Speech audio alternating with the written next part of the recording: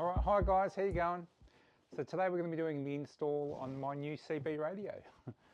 Finally bit the bullet. I've had my old Uniden for 15 years now. It's done me well, but on my last four-wheel drive trip to Central Australia, we snapped the aerial, we tried to repair it and so forth, did quite a bit of damage. So we're going to do the install here. What's a little bit unique about this one compared to everyone else is the way I install the antenna. I'll show you when you get to it, and then there's another separate video where you can see all the ins and outs in relation to the specific install of it. It's actually connected to the a bonnet mount, but different to the specific brackets that you buy. You can buy some brackets, they're about $85, which mount to the top hinge of the bracket, but I found you could use the actual Z bracket in a specific way, nice and easy, very simple install, very solid. All right, so let's just have a look at this unit. So I've opted for the XRS-370 instead of the 330. There's only a few little variances. You know, the 330's got a plastic bracket, it's got a plastic box. This is metal bracket, metal box. It's also got an inbuilt speaker into the unit. They're sort of probably the key variances. I've gone for the 2.1 rather than the 6.6, so there's two different variations. I mean, you can always change the antenna if you want, but I do a lot of four-wheel driving up in the mountains. Again, I do some stuff out in the desert as well, around Central Australia and whatnot. We're actually heading out to Border Track next week. I think 2.1, based on all the videos I've watched, seems to tick a lot of boxes. So I've opted for that one in particular. The other good thing about this too is the handset has the magnetic mount. That's the other main difference versus the 330. The 330's just got the normal clip-on. Because we've got the four-wheel drive pack, we'll crack her open and just give you a quick look. All right, so you've got your unit. Yep, there you go. All nice and brand new. Take this off. Got your little instruction manual. You've got your metal bracket, solid as. You've got your extension cable if you need it, depending on where you're going to mount the actual box itself. That's also the little box for the extension. So basically, you'll plug this into this unit, then you'll plug this into here, then you'll plug the handset into this side if you need to use the extension cable. So, I mean, if this unit is close enough, you've got the plug here and you can plug the handset straight into it, okay? But if you're going to tuck this underway somewhere in your console, then you need to use this little cable in the extension box, okay? That's your mount for your handset. It's got the 3M tape or screwing it. I suggest just using the 3M tape, see how that goes. If it ends up falling off, you can screw it. But most people have said the 3M tape is fantastic. There you got your handset. All your controls, absolutely everything is on this. I'm not going to go into the detail of this. This is more about the installation. So there's plenty of other videos out there, and I might do another one later on. And then this also pairs with your phone as well. So there's a whole heap of other functionality there with your phone. And that's the magnetic mount, which will end up going onto there. And she's pretty solid. We've got our antenna. Okay, plenty of cable. I'll show you specifically in relation to this cable what you need to do to be very careful. You need to look after that, especially when you're doing the install. Then you've got a few other little bits and pieces here. You just got a little cap. So if you want to take your antenna top part off and store it in the car and not have it out all the time, then there's a little cap to protect it. You got your little Allen key, and then for your actual antenna, this is the little bit that goes into the back, feeds off into your antenna cable. So having this separately off just makes it easier to route this cable through your car. And I'll show you the easiest way to route it in particular. And I'm going to be mounting it on the driver's side. All right, so that's it. It should be pretty quick, pretty easy. Let's get started. All right, and also, again, it's in another video, but if you want to see the whole setup of how I've done all this, again, we've got a complete kitchen here, dual cooktop, 2 litres of hot water, running 10 litres of fresh water. We've got the King's oven, storage, pull-out shelves. We've got the fridge freezer, again, pull-out section. We've got the King's unit. We've got 12-volt battery system. We've got inverter. So if you want to see the full setup, I'll put together a video. If I haven't already done it already, go have a look on the channel. Otherwise, she'll be coming soon. All right, guys, so first of all, we're going to do the antenna install. So I've already got the bracket, and this is where I've mounted it. Yeah, as I mentioned previously, There is a bracket which you can mount to the top bracket here, which again opens and closes and moves the antenna and vice versa. There's also a Z bracket which can get mounted here. So this is the Z bracket I was talking about. And in actual fact, this is the Z bracket. In other installs, you can get that sort of tucked in here and mounted. Now with the Pajeros, the gaps are really, really tight. And I guarantee you, it's gonna chip the paintwork here. You might be able to get it perfect right, and then because this bracket's not quite long enough to hit the main bolt, you had to do some modifications, or else you had to screw some self-tappers into here and then into the side of the bottom. That was just so much stuffing around, and I found this other alternative. But go check out this video. Again, check the card above or check in the description below, and you will see the full install on that. It is super easy, apps super easy, so go check that out. All right, so what we're going to do now is, first up is we're going to run the antenna cable and get the antenna installed. Yeah, so this is that Z bracket. And again, the way the Pajero set up is you've got to tuck it in under the rubber. The bracket finishes, you know, about 20 or 30 mil away from that main bolt. I would like to secure it to this main bolt here to give it really, to make sure it's nice and rigid. But then when you close the bonnet, you got to bend this bracket a little bit and stuff around with it. And again, I think it's just not ideal. The antenna is going to be on a bit of an angle, which is not great for transmission. Then you got to stuff around and get that leveled off. So it's a bit too much stuffing around. I think my alternative is a bit easier. All right, guys, so what we're going to do now is just run the cable. And again, just be very careful with the cable. All right, now. Next job, take this plastic thing off.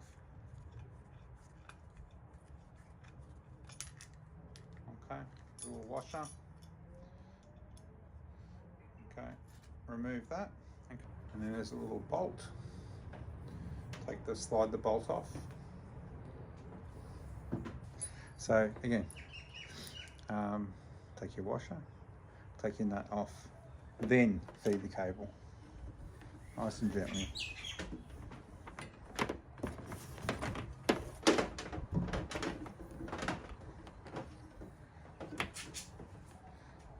Then that end. Okay, keep feeding.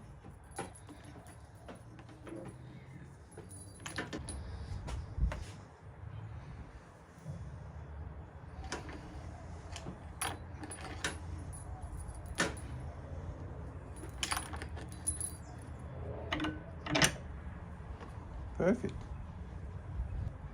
Looking good.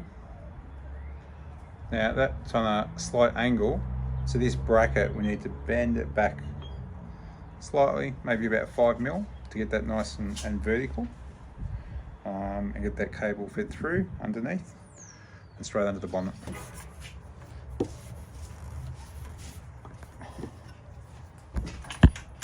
So I'll just give that a little bit of a bend.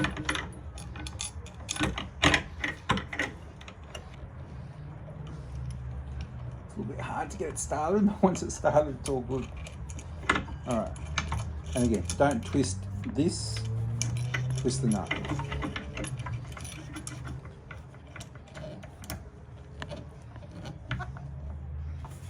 Okay, perfect.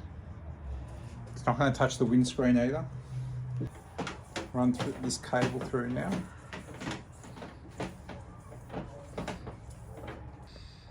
So here's a little close up. So we've popped the nut in, got the cable. There's a hole down here. So what I'm going to do is put a rubber grommet there over the cable. So just in case, because of all the vibration that will wear through. You can see it's not going to touch. You can see it's not going to touch the window, nor is the bolt going to touch the window. And if you were concerned about the base, you can always pop a few washers in here to rise it, but I think she'll be fine.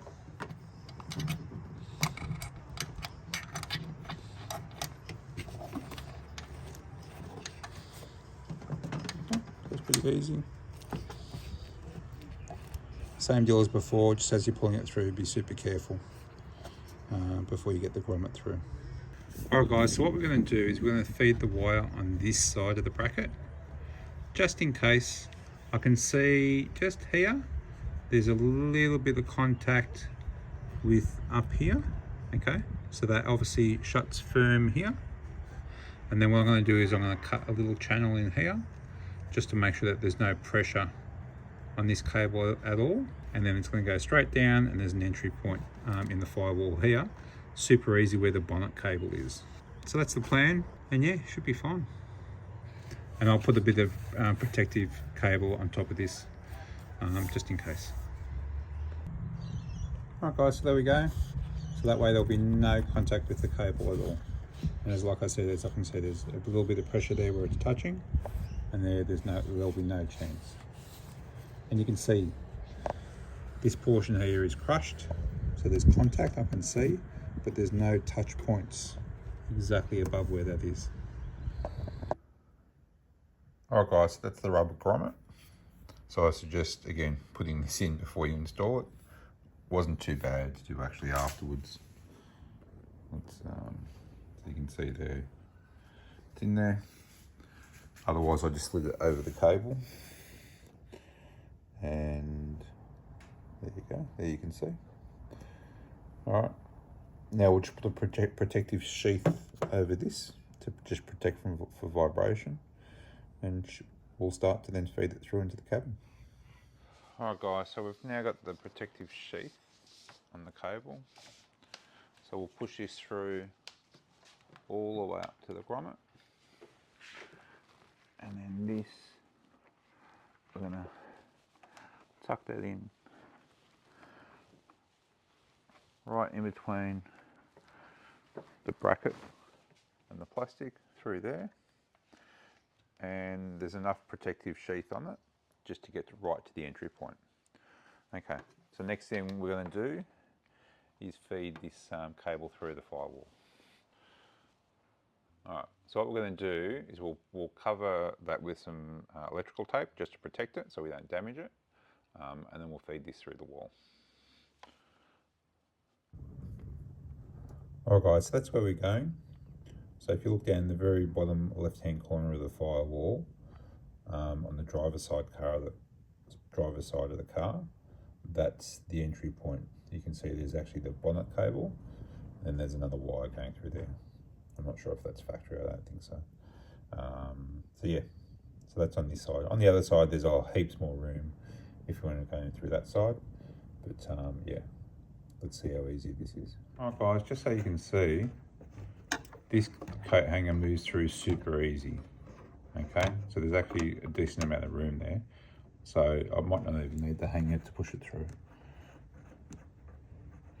Alright, let's have a go.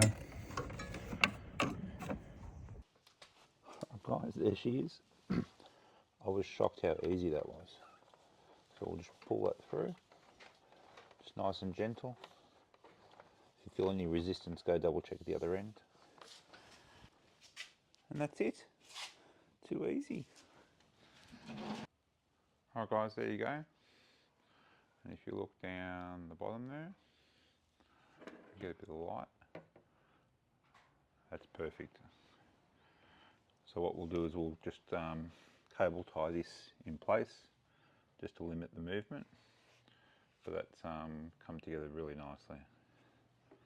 Can't believe how easy that was. You have some winners and losers. Alright, so we've just got a nice little cable tie there. Nice and strong. So we'll see how that goes. So that cable should not move at all. Alright, there you go, all complete. That's the hardest part of the installation. Now let's get back underneath and finish the rest. Alright guys, after we've just finished routing the cable, we pop all the dash back together, get all the cables in the right position. So this is my antenna cable here, okay, and I've popped the end on it. Alright, I've now wired up. Now I already had an existing 12 volt supply here from the previous antenna, so nice and easy for me. So I've just joined the new cable to this. Make sure you offset your joins so there's no chance of shorting. Okay, bit of shrink tube, I'll tape that up now as well. Now this particular cable that comes with the unit has 2 fuses. It's actually got one on the earth and one on the positive. All right, and then again, read the instructions. One thing, make sure once you've connected it all up, before you switch on the antenna, make sure the antenna is actually connected first. And it says, failure to observe these instructions will result in serious damage and will void warranty, so be careful. I'm actually planning on mounting this exactly where the previous unit was, just up here. Okay, I've got the handset there, again where my existing previous one was. That'll connect in here, nice and easy. That's the unit itself there, so that's the plan. So keep in mind with the unit, that's where the speaker it is. I was contemplating putting on the passenger side, but I think because I'm a bit lazy, I've got everything on this side of the car. I've got the antenna coming through the firewall, I've got the power here. Maybe I might move it another time around, but I think we might stick with this one for now.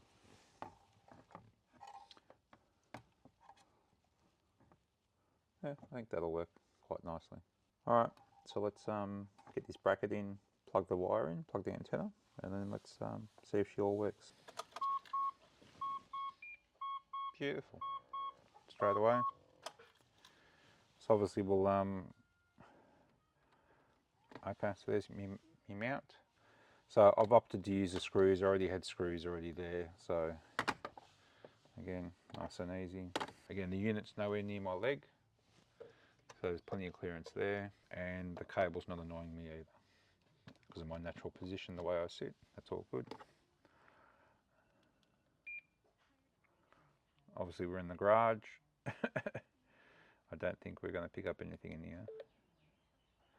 But yeah, we'll take that out in the road and make sure she all works. But yeah, that was pretty easy. Alright guys, so that was relatively easy. The antenna obviously position was probably the hardest part. Alright guys, so here's the view at the front of the car now with no antenna at the front. So I'm pretty happy about that. It's the first clear view I've had in 15 years with nothing obscuring the way. And then this is the view of the antenna just out the side. So this is from the angle of the passenger. It doesn't obscure the view or vision of the driver in any way, shape or form. Like I said, it's just a fraction offset from the B pillar, from the driving position. Obviously the base of it's at the bottom of the B pillar. And then you can see movement wise, obviously we're on bitumen. It'll be interesting to see how she goes off-road. Nice big speed hump coming up. Let's see how she goes. Yep, all good. So I took that at a bit of speed. Alright, but overall I'm really happy with that. But that actually went in quite well. I'll let you know in future videos how it goes in relation to being obviously off-road and corrugations. Corrugations might not be for a little while. But yeah, the off-road stuff, we'll see how it goes. Again, previously I do a lot of filming out from the center of my console, just below my mirror, straight out the front for the YouTube videos, and that whopping great big antenna in the middle. I do not like it all. So now that it's actually out of view off to the right, I purposely put it on the right hand side because on the left hand side it will obscure the view, whereas on the right hand side it's almost right on the pillar. No issues there at all. Pretty happy with it. Hope you're enjoying the content. There'll be a bit more four-wheel drive stuff now. I've got a bit more time. If you like what you're seeing, thumbs up, give us a thumbs up, and subscribe, share it around. Any questions or comments, just drop them down in the section below and I'll try and get back to you as quickly as possible. Alright guys, thanks, cheers.